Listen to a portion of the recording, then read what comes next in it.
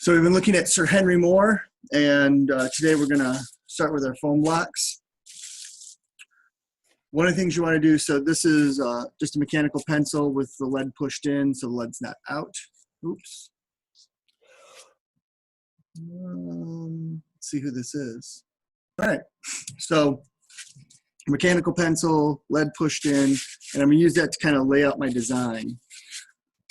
When you're doing this, it's going to be very similar to the soap. You just have a lot more space. So I want to kind of lay out where are my things going to be. From my sketch that I did last week, I want to make sure.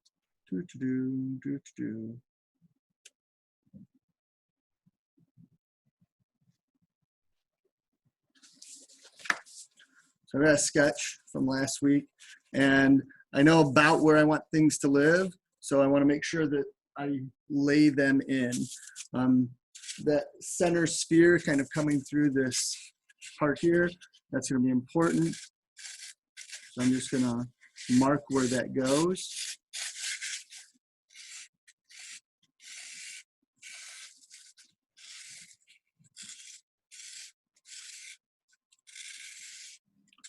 If you want to be precise, you can cut things out of paper, lay them down and kind of fold them around your creases.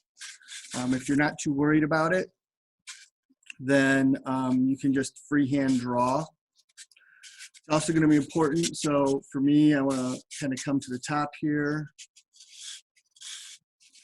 And I want to know that I'm on top. And I'm checking that that's where this sphere lives. So straight down this spot is going to be my sphere piece. And then my tentacles, some of the tentacle things I'm going to have them coming up.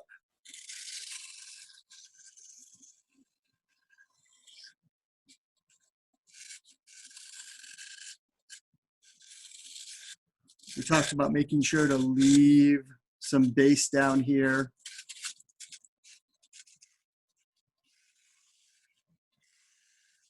And I want to make sure that I know where these things are. Now, when I put this in on the top, I don't want it to be in the front. I think I want this guy to maybe come off of this back edge a little.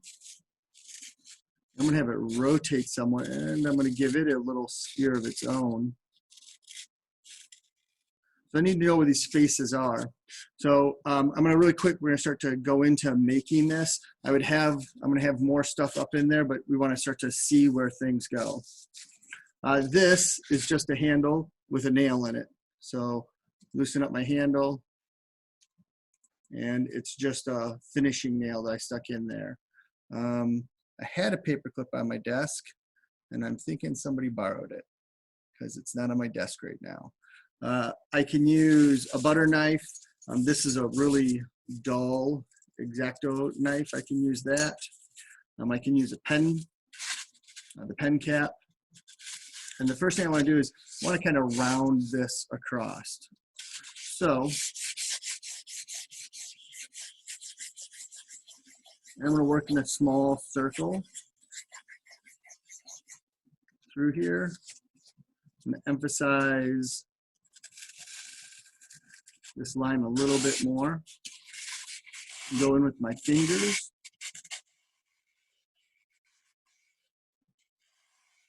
Again, we're making another one of those videos that those weird people like to, like when people chew or do other things.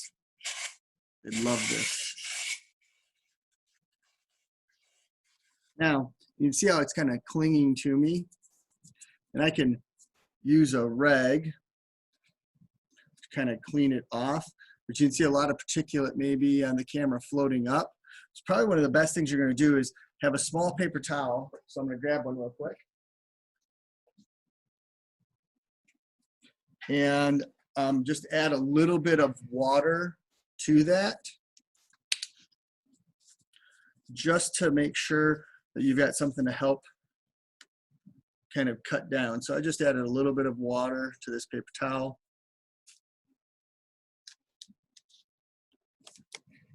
And that small amount of liquid, so I'm going to make sure that the paper towel is pretty saturated. It doesn't have to be super drippy wet, but it's wet. so that when I wipe it, everything wants to stick to the wet towel and not just kind of float through the air.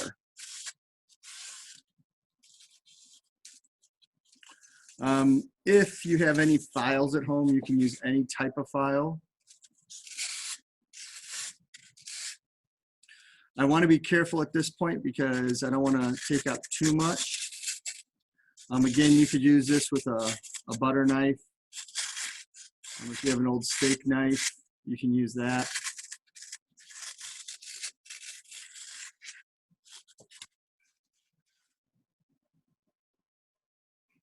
And I'm just going to keep kind of working that. I want to keep using the wet towel to make sure that my foam is going where I want, not just floating everywhere.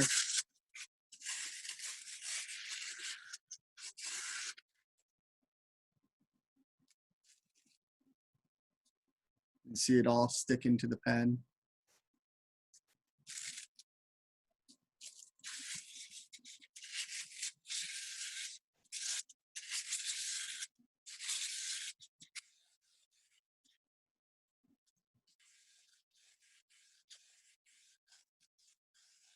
If you have really long fingernails, just want to remember that when you're working, your fingernail's still going to go somewhere.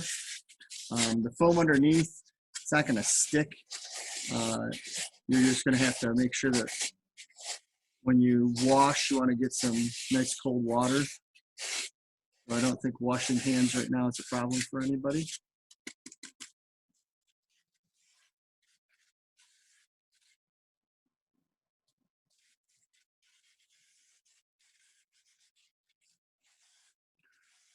We talked about using a hard metal tool on the soap to do burnishing. With this, you can just use your fingers to burnish the surface to remove any tool marks.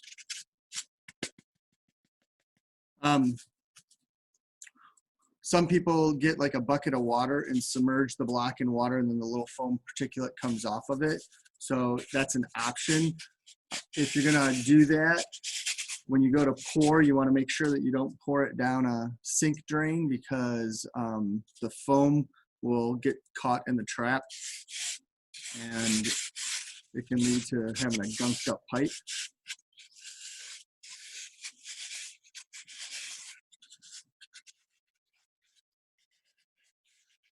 Cole had asked when can we still go get foam? You guys have the ability to get foam all the way through this week. It'll be in the lobby. I'm not going to go back in.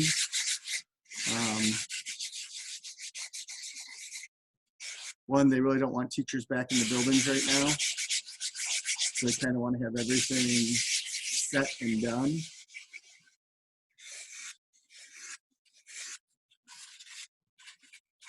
So in this just short amount of time that we've been talking, I've been able to kind of free out this base shape here, and I can start to see where it lives. I'll decide, is there something that's going to come up here in the front, because I don't want to necessarily waste that foam. I could definitely put a piece up here. I might have like a couple decorations. The back of this, I'm going to start to wear out unless I'm doing like a shell, one of Henry Moore's shell-like designs, where I would have a back coating. You don't need high-end tools. Something like this is going to be really no more effective than my hand. As a matter of fact, it might even be detrimental in the fact that if I go with the blade, so I'm using against the blade, so I'm doing a negative degree cut, because if I go with the blade wants to bite into the foam, and it might just take out too many chunks. So something like that where you have a thin edge may not be to your advantage in this project. So like both of these guys, I probably wouldn't use. I would use more of this guy, something like this, just to help me, maybe if I want to try to do some really tight scroll work.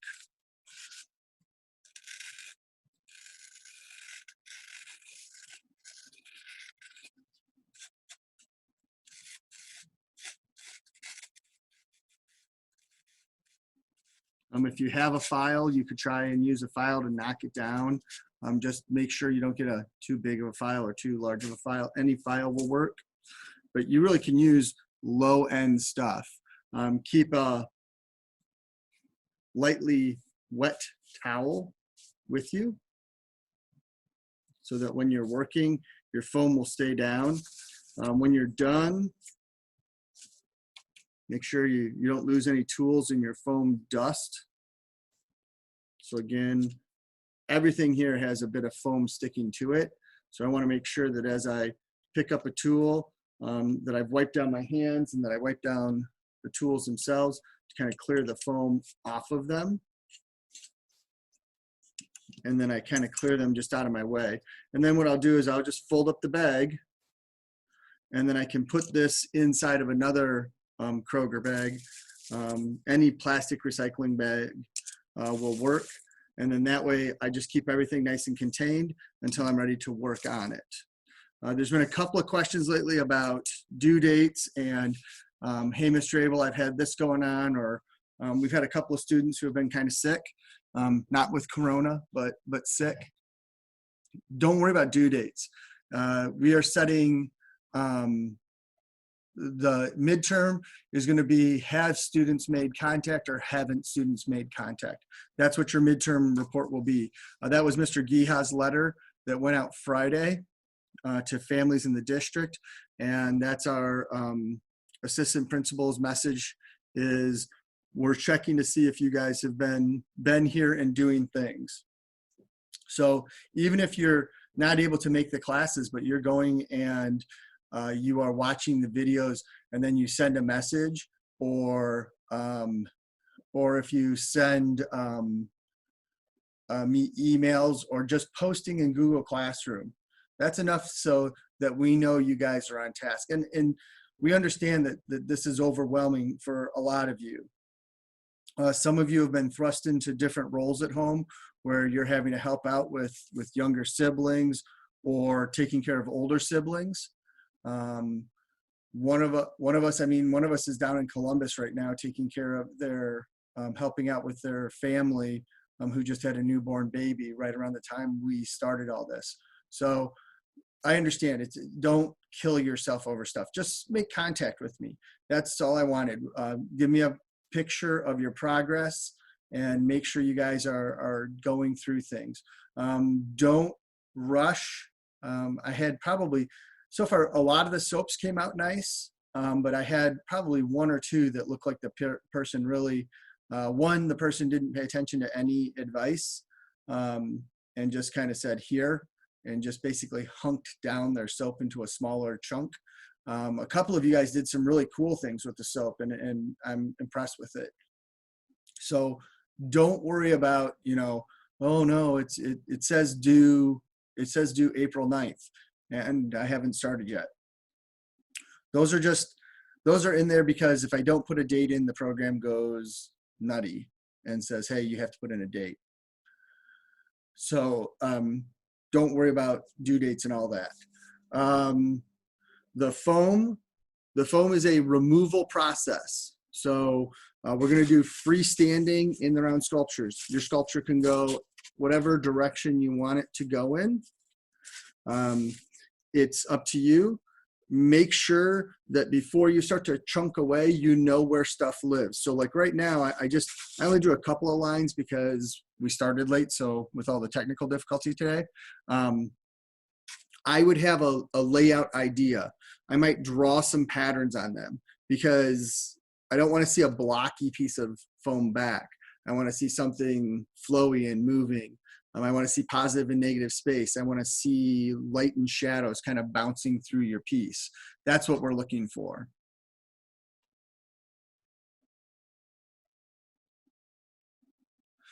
Foam should definitely have a base. The only reason you don't have a base is if you know you're going to have it be able to stand on its own securely. So for example, like this big piece here, it needs to have things underneath it, either lots of little vines that make contact with my surface, or I'm going to have a wide base all the way around it. To me, I think of this guy going this way, but it could easily go long ways, and it could have things kind of coming up and going over the surface. So the base is so that it stands up on its own, not that it sits there and tilts and wobbles.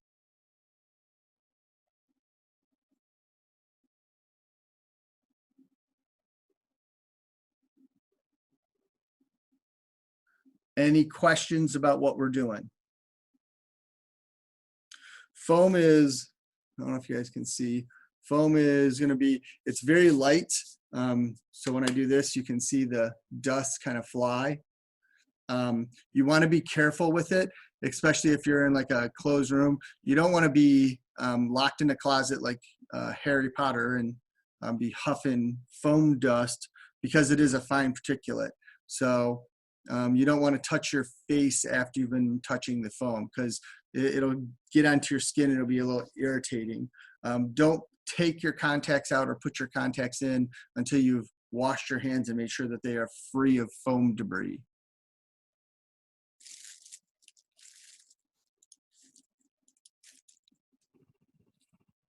Hi, everybody. Okay, should our sketch be in the style of Henry or our own? It can be either. So if you are, Henry is, we're looking at Henry because he does abstract sculpture and he has these big, beautiful things, these giant monumental sculptures, except he starts out about the same size that we are with our foam blocks. The difference is he was using plaster. So he would pour a plaster block and then then you have to use files. And he would make his carvings into it, and then he would set them on shelves. And when people came to his studio, they could look through the shelves of his carvings and pick out which ones they wanted to purchase or have made. For us, we're using foam and we're doing a small scale. So think of this as you're doing a piece that maybe could be 20 feet tall when you're done. Not really 20 feet tall, but you're making the maquette, the scale model for a larger finished piece. Traditionally, if we were in the classroom, we would do this, and at the end of the project, we would gesso them. Gesso is a sealant, and then you guys would paint them. For this, we'll finish carving them, and then we'll talk about if like you have old house paint, especially old acrylic-based house paint, either for walls or exterior. Anything that's water soluble, you'll be able to paint it.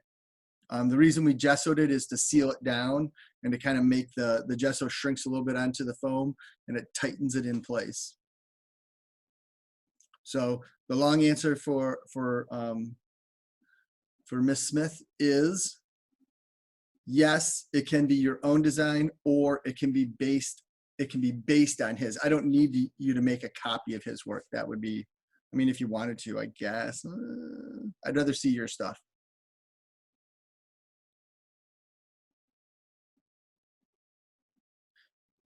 Cool. So unless you guys have questions, I'm sorry about the delay. I don't know, I didn't even see an update come through on my Zoom. So now I would believe this, any class you're going to, Zoom has updated to require a password. And I think it's just in reaction to some of the events that happened last week or the week before.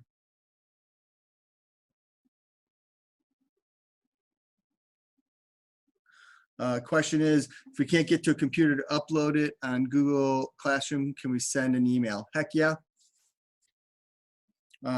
Just make sure when you guys are sending me emails, you put in the title, like what it's for, because Friday was the first time I didn't get over 100 emails in a day. So if you put down like sculpture Henry Moore or Henry Moore Sculpt, and then take a picture of what you've got and send it to me, then it's cool. Being in Google Classroom, it's just easy because I can just go to the project and I can go right down the list and I can click through everybody's picture. I can make comments there. It's just easier for me to make sure that I grade it as a class.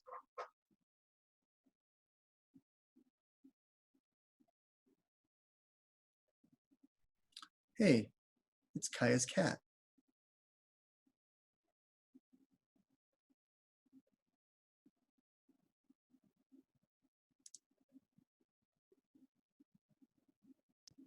I'm allergic. Ooh, careful. Turn it off. Careful, Cole, don't touch the screen.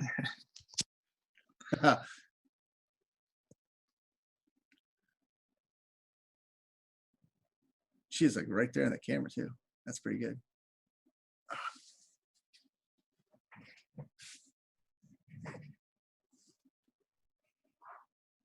All right, guys, that's all I got for today. Wednesday, don't forget spring break starts the 10th.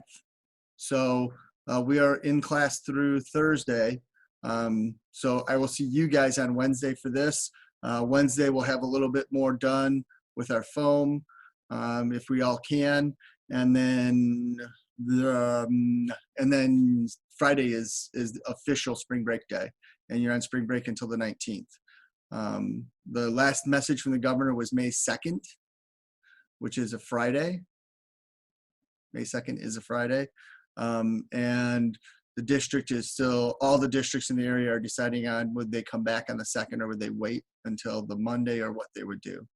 So stay tuned for those messages. Don't forget to like and subscribe.